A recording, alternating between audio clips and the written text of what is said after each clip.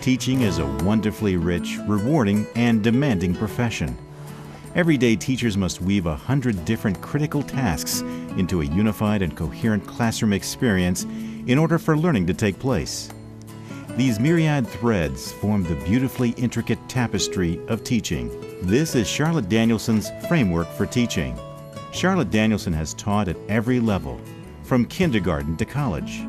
She has worked as an administrator, curriculum developer, and staff developer in schools across the country and around the world.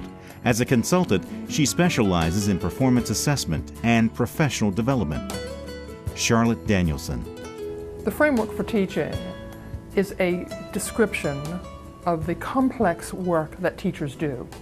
And it's grounded in research done over decades, but it is described in non-technical language that is accessible to practitioners as they analyze their own work and engage in professional conversations with colleagues. Now, the framework has taken this complex work, divided it into 4 major domains of teaching: planning and preparation, the classroom environment, instruction, and professional responsibilities. Of the 4 domains of the framework, domains 2 and 3, that is, the classroom environment and instruction, happen in the classroom. That is, they describe the interactive work between students and teacher.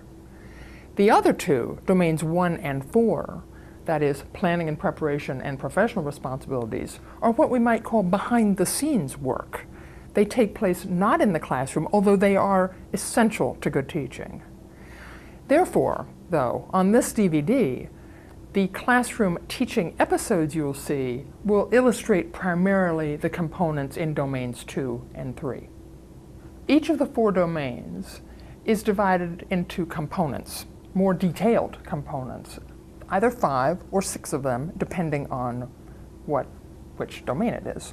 Both domain 2 and domain 3 actually have only 5 components, and each of those is further subdivided into some elements. So therefore, if you want to understand, let's say, the classroom environment, you can look and see that there are 5 components to it. There is the environment of respect and rapport, there's a culture for learning, there are classroom procedures, there's student behavior, and there's physical space. And each of those is further subdivided into its bits. It's a way to organize this complex work in a way that it can fit on one page, but that respects its complexity. While the framework for teaching is grounded in solid research, it also reflects what Lee Shulman has called the wisdom of practice. That is, it's common sense. When accomplished teachers reflect on what good teachers do, and they are asked to generate a list, they come up with things that are in the framework. It does not violate common sense, and if it did, it would be important to question the framework, not question the common sense. The framework for teaching includes, for each component and each element, what I've called levels of performance that describe, in words, what teaching looks like at an unsatisfactory, a basic, a proficient, and a distinguished level.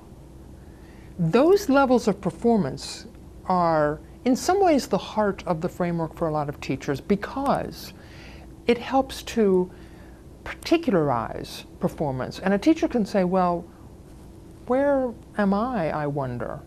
And they look, and you sort of can't help yourself, actually, as a teacher. You look and you say, yeah, that cluster of words reflects what I do. And then your eye drifts to the right, to the next higher level, and you think, oh, sure, I can do that. Oh, I just never thought of it. Sure, I can do that. So the levels of performance then become an additional tool for analyzing performance and for engaging in professional conversation with others and to structure professional learning. Because, of course, teachers being perfectionists want to be perfect. And so it serves as a way to structure those efforts for professional improvement. The levels of performance are very useful for teachers to use in structuring their own professional growth. And incidentally, it's important to say that when I talk about teacher growth and teacher learning, It's not because I think that teaching is of poor quality and has to be fixed. It's that teaching is so hard that it's never perfect. No matter how good it is, it could always be better. And so the framework offers a tool to structure that learning.